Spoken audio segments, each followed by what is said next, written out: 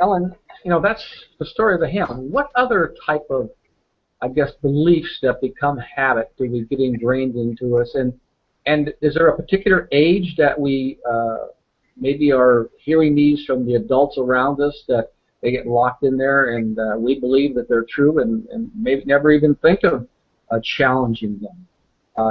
Is there some other ideas or thoughts like that you could share with us today? Sure.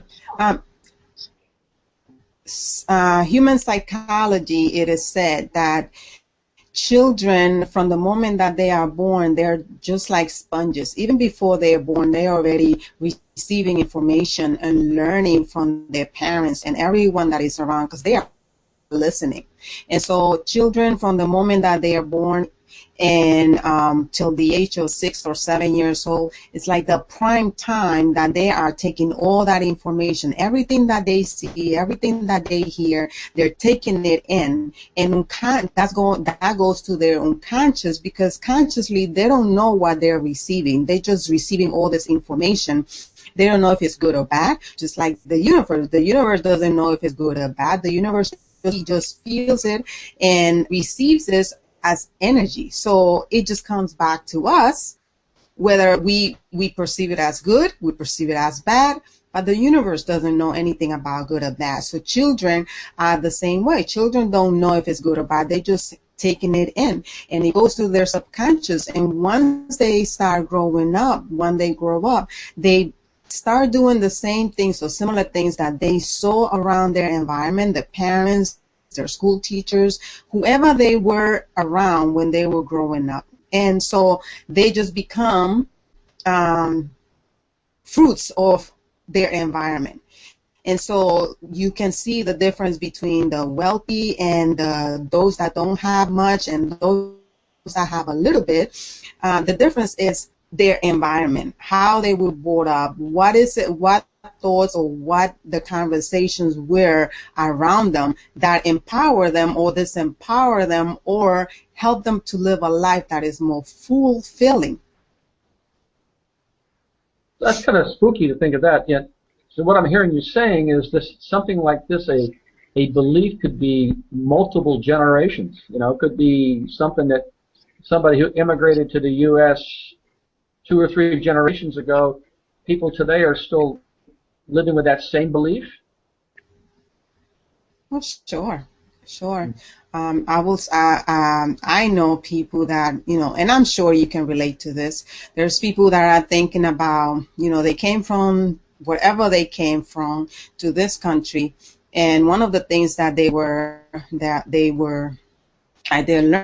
or that their parents told them, is, you have to go to school, get a good education, get a good job that has benefits. And so a lot of them, that's exactly what they did. But at the same time, they forgot about what makes them happy. And a lot of people are struggling and living a very unhappy lives because they're not doing something that they enjoy.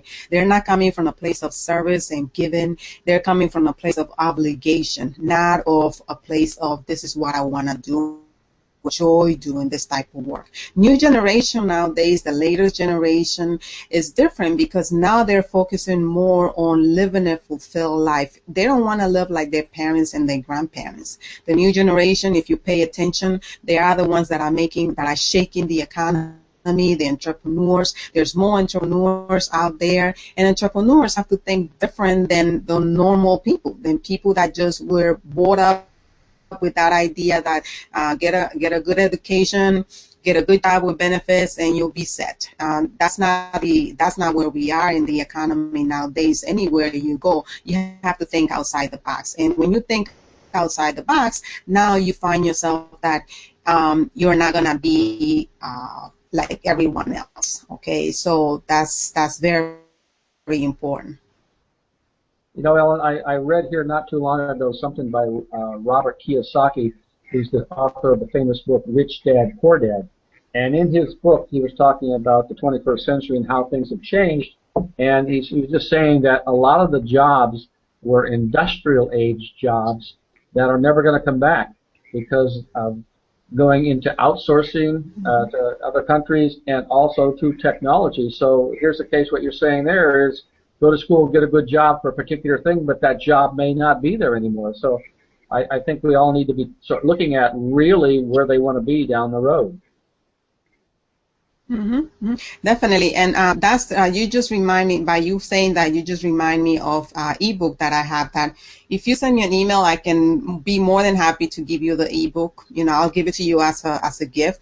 It's called The Gift of Outsourcing, and with that book, especially for entrepreneurs, but also for anyone, because a lot of times we think that we have to do everything and we want to have control of everything. But what I have found is that we are more empowered when we delegate work, whether you are at home with your family or at work with other co-workers, or you have your own business and you hire other people to do the things that take time out of your the part that you do best. Okay, so I think that we have to focus on what makes us happy and what does your strength. Okay, what is it that you do the best, and delegate the things that you're not so good at it, because now what happens is that now you can be more productive and find more happiness with the things that you do.